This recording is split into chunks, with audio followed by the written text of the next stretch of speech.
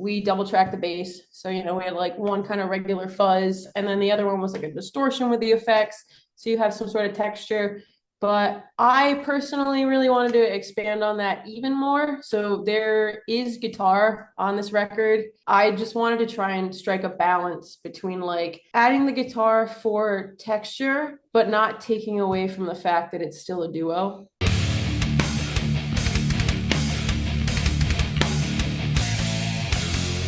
What's up, everybody? It's Keefy at GhostCultMag.com. I am super stoked to be once again joined by Coma, Eryka, and Steve. How y'all doing? Doing pretty good, I would say. Pretty How wonderful. are you doing?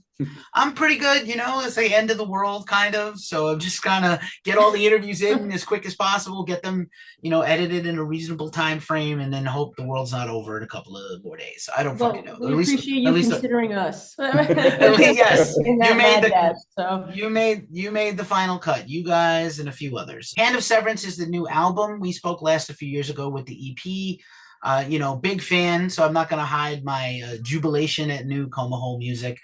And y'all have been so hardworking. Like I'm in your fan community. I see your fan interaction. I see how much stuff you guys are doing just in like personal, professional lives, side hustles and all the things. You work so hard. I don't know when you sleep. I know you're on tour right now. I don't know when you sleep. I hope you're hydrating and eating correctly because I can't imagine you guys getting much rest in between anything.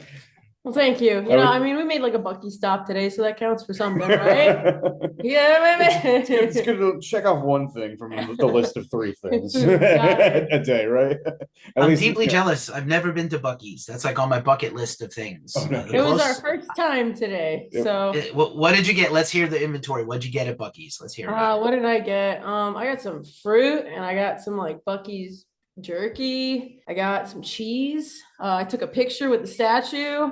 All really exciting things. What did you get? I'm a sucker for a brisket sandwich. Okay. So when I saw that there was just multiple stations that had like all of these just like hot sandwiches ready to go, I was like, all right, let's see what this is about. And it was like a lot better than I thought it was gonna be. I mean, like they're producing all these things like every day. So like, yeah, it's impressive from what I've seen. I watched a lot of videos. Not that I have time to listen to all this music and watch a lot of food reviewers, but the real question, the burning question everyone wants to know is Bucky's, Sheetz, or Wawa. Like that's the hardest thing. That's what the internet wants to know. I don't know about you. Opinions I do. In a general, if we're talking in like a holistic experience, I'm going to say Team Sheetz. I am absolutely Team Sheetz. Wawa has the better hoagies or grinders or whatever, wherever anybody, wherever you are, like in America or or wherever. I would say they have the better sandwiches of those specifically, but as far as everything else, I would say like just Sheetz is the better experience of the 3. I haven't gone to Bucky's enough to really have an opinion since today was my first time, but I will say upon first glance, it's pretty impressive. So it's impressive, right? It's like a Walmart plus a gas station plus a Wawa and New England doesn't have anything like this. Like New England doesn't have a Wawa yet. That's mostly New York, New Jersey, Philly, Pennsylvania. And I know like I'm happy that I'm happy there's still like, they're probably not mom and pop shops, but like Cumberland Farms and like the smaller gas stations are still a thing in New England, which, will always have a part of my heart from living there for 10 years. Sure. But we don't have anything. They still don't. I was up in Maine and Boston this time last year, or maybe a little before this, and I was like, yeah, there's still nothing like a Wawa in the Boston area or even New Hampshire or Maine, which I went through all 3, and I was like, help us out here, help everybody, help you. Yeah, for real. With some mass commerce. That's what we care about, not metal commerce. No, that's bullshit. But anywho, new album, right? Hand of Severance. I'm so happy for you guys. Very consistent from record to record. At the same time, I know everybody says, oh, my new record is my best record, but this kind of is your best record. This is like the best thing you've done. There's so many cool things I go back to. I listen to it a bunch of times. Eryka, phenomenal singing, definitely your best. There's piano on this record, everybody. Get ready for a piano for Elton John, Coma. Elton John, Billy Joel, Coma. I got really And creative with it. All right. yeah, you should. And phenomenal riffs and drumming also, all y'all. So like, obviously look, like nobody wants to repeat their steps. Everybody, if you can hone in on the sound as a band, it's hard enough to just have an identity. But to then say, hey, I'm gonna take this thing we did that's pretty cool and we've got a nice little following, or like again, always, shout out to your diehard fans. I'm one, but also like I watch them and you interact with them. Shout out to them, but also like you definitely leveled up on this and I'm really proud of you. Thank you so much. That's touching to hear. Thank you so much. Thank you. Did you set out to like, hey, there's things we want to do better? Did you just write the songs or they wrote themselves? Like, the spirit overtakes you and suddenly you have another batch of songs. Was it a conscious effort? Like, oh, here's what we'd like to do differently next time. Did you have any of those feelings? So it's definitely like there was a lot of stuff from this record that we were playing live in conjunction with the first one that we released like a few years ago. So some of these are kind of we've had for a while. And then there were other things that I had lots of pieces of that I was like, all right, well, for the second record, like, let me see what flows. Like, how can I make these newer things that I'm working on go with these kind of older things? Like, is there a common thread between all of this? And then there is stuff too that we like threw on last second. Like there was the single, actually, the first one, Alcoholics, that wasn't even a thought to be on that record until like 2 days before we went to record. And I was like, we need like something else. Like there needs to be another song. And I have this one, but I was like, I kind of want to like edit it, fix it. It can be better, but I think it's good and we can do it. And so I had changed some parts and how I structured it. And then I brought it to him and was like, how do you feel about we just throw this on the record, we figure something out when we get to the studio. So each one, there was kind of a little bit of a different process to it, but I feel like there was a common thread that ran through all of them. And then, like sonically, I just, bass and drums is awesome. The way that we did the first record, we double tracked the bass. So, we had like one kind of regular fuzz, and then the other one was like a distortion with the effects. So you have some sort of texture. But I personally really wanted to expand on that even more. So there is guitar on this record. I just wanted to try and strike a balance between like adding the guitar for texture, but not taking away from the fact that it's still a duo. So, and that was like a very last second addition too. We had gotten like all our masters back and I was listening to them and I was just like, I just need something just a little more. And so I like banged all that out in like a week and then just like sent it to our guy and was like, can you like mix this in and like make it sound good? And he did. He did that. So very grateful for that. Yeah, there was a lot more, I don't know, just thought about how to make it sound even bigger and more dynamic while still trying to be true to the whole bass and drums dynamic. Yeah, so, all those extra layers, you were the one who like laid them down anyway, so it's still like staying true to what the spirit of all the songs are, basically. Yeah. Nice. I dig it. And I won't spoil too much of it as we talk about the record for people, but I will say, yeah, those last few songs are so heavy. I love the opening of the album, the little callback to the last record, because I'm a big nerd and I love prog rock and prog metal and the 70s bands that did stuff like that. So I love that little bit of like the album opens with the little channel switching in the car radio, probably, or thank you. Like when I was a little kid. Queens of the Stone Age songs for deaf, but I don't know. I had thought about it and I was like, I like little Easter egg stuff too, like that. And so it's just like a lot of very like detailed thought about kind of like how do we open this journey and then close it with like the last song's got the clicking off, and I don't know, I like doing stuff like that, just very artistic, intentional stuff. It's fun for the listener. It gives us a thing. It's not just, oh, here's another 7-8 songs, here's some stuff, and some music concrete, as they call it, and in music school and journalism school. But there's so much here. So many riffs, so many big riffs. I love that you have not abandoned the big riff. I still feel like riffs will save the world, and we need more riffs and more people making them. That's our business. And really great job. Some of these songs are Rivermouth and King Bee and Nooses, which we were kind of alluding to a little bit there, are humongous songs. These are so huge. I can't wait to hear them live. How much of the new material is in the set list? I know the record is not quite out. Where did Ac- The whole the record. whole thing, Oh, actually. nice. The set list is just the whole record with like a couple songs switched just for tuning purposes. But Hmm. yeah, we've just played the whole album. So Oh, that's so fun. I'm so excited.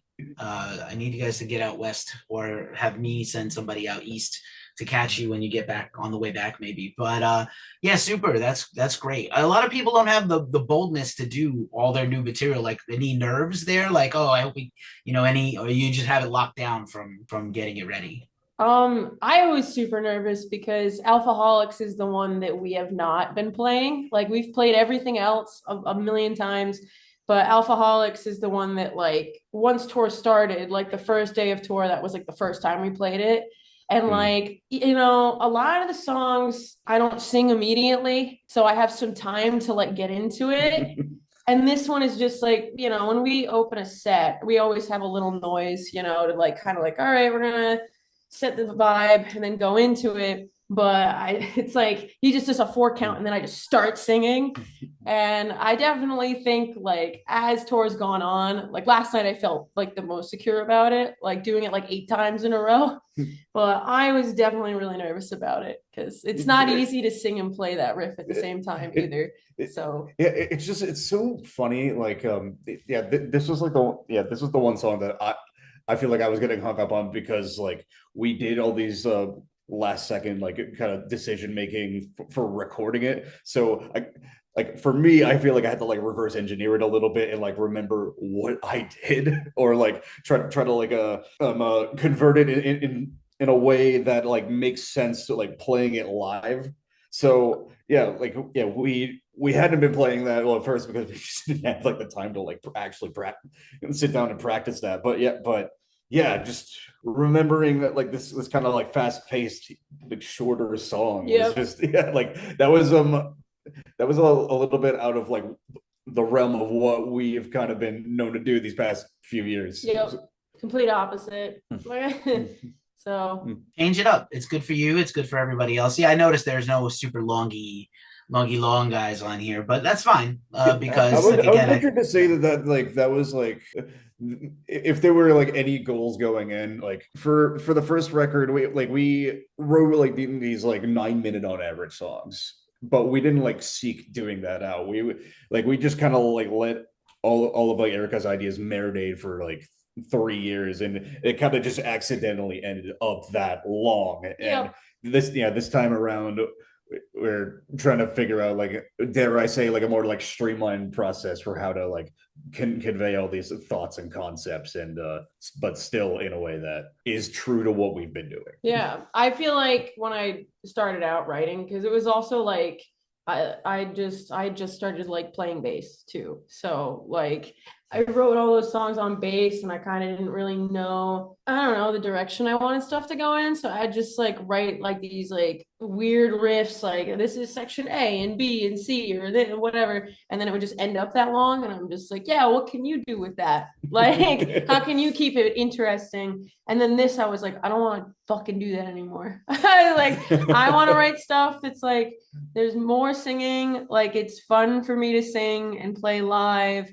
And like, because I like a good, like, catchy song. And it's fun. It's just fun to do. I was trying to think about it from that approach as well. Like, just enjoying performing it. Not that I don't enjoy performing the other ones, but sometimes you just have these, like, odysseys and it just goes on and on. And when you're just two people, it's also more pressure on you to keep up like your output of energy to keep it interesting. So that was a goal for me too. It's like shorter songs, more cohesive visions for sure. fair enough. Fair enough. I feel like Nevermind is that song on here. Is that like I don't know if it's planned to be a single, but it's like shorty. It's a shorty, and it's probably one Yes, of the shorter songs you've ever made, actually. And that song. it's super fun and catchy. Thank you. That song initially, actually, I think we played it like once or twice years ago, and it was twice as long. And I didn't like it, so I was just like, I was like, we're not playing that. We're gonna put it back in the bank. And then I guess that's another one that I brought back out and was like, there's something here, like I like it, but what can go? And I cut it. There initially there was this whole like ending like riffy section that just like went on and on and on. And I was like, guess what? All that Bye. Doesn't need to be there. Cut out like 3 minutes of the song. Like I want something that's just like very like grungy, upbeat, like Nirvana, just like attitude-y feeling. That's not 7 minutes. So yeah, for sure. Just condensing ideas. Is that how it got to be called Nevermind? Is that a coincidence, or is that? I guess it wasn't. I did think about that when I called it that. I already had the lyrics written, like, and then I was just like, just call it Nevermind. And I was like, it does kind of sound like a Nirvana song, whatever. It's little Easter eggs, I apologize that I have a lizard brain, and again, journalists, we have to get spoon-fed everything. Like a little, if you ever went into like Baskin Robbins and get like a little sample spoon, that's all journalists. We need the publicist to tell us everything. Shout out to C Squared PR, Corey and Curtis for that. But like they literally have to feed us everything, or else it's like, Ron Burgundy. I can only read off the teleprompter and nothing else. Go fuck yourself, San Diego. I like do the cha-cha. Yes. Bruce Almighty, anybody? I have many fine leather-bound books on my bookshelf. Anyhow, how about you, Steve? We don't get to hear enough from you. Just in the process of making the record or leading up to the tour, have you're still playing the same kit you've been rocking with? Did you add anything or take away anything like that interest you as a drummer? I still have like the same like Mapex shells that I've pretty much been using this entire time. For the tour, our good friend Mike and Bourgeois has been letting me use his like acrylic shells, like these like nice like 70s acrylic shells the entire time. He's really awesome. He's right back there too. Yeah, he's here with us in the room right now. But yeah, like it's just been letting me like rock with those the entire time. But just big booming like big 14-inch like racks on even I won't miss it. You know what I mean? Yeah, so otherwise, like I've kind of like upped the cymbal game, I guess. I got like a bigger Sabian Crash, like that's on my left now. And for my hats, I've been getting rid of the regular hi-hats. I've been rocking like two 17-inch Crashes. Yeah, one's like a K custom, and the other one's like one of the Bosphorus ones that I used to record on the album as a Crash, but just I wanted something that had a nice sizzle to it, but like didn't have like all these high frequencies that are just like really ear piercing to me, and like just they sit weird, like they sit weird in a mix sometimes, like depending on whatever room we're playing in, like especially if it's like a small room, it just like regular hats sit on top of everything. So I wanted something that like did the job, but is also like lower pitched with everything else we're doing. Sick. Shout out to our friends in Bourgeois, former Ghost Cult interviewees we've talked to a bunch of times and love them. Waving. He says wave hi. Back to me, send my love. I'm still rocking my Maybe I'm a Bird hat all the time.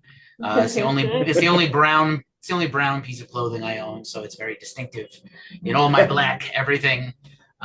Just as we wind this down, I want to give you back to your evening, and hopefully you can explore the fine city of Nashville. And like I said, eat a hot chicken sandwich and maybe bump into Dolly and give her a hug or something. You have to protect Dolly Parton at all costs, even if this is the end of humanity or the end of the American experiment in a few days. You have to protect Dolly Parton. Like put her in a Pope shell, in a Pope mobile with the bulletproof, What's the tour playlist like? What music you guys pumping? We've been like, it's kind of been all over the place. We kind of like take turns DJing stuff. I feel like today we listened to Dax Riggs, couple Dax Riggs records. We started out the day with Jar of Flies, some Fugazi, Pores, what else have you been listening to? I don't remember.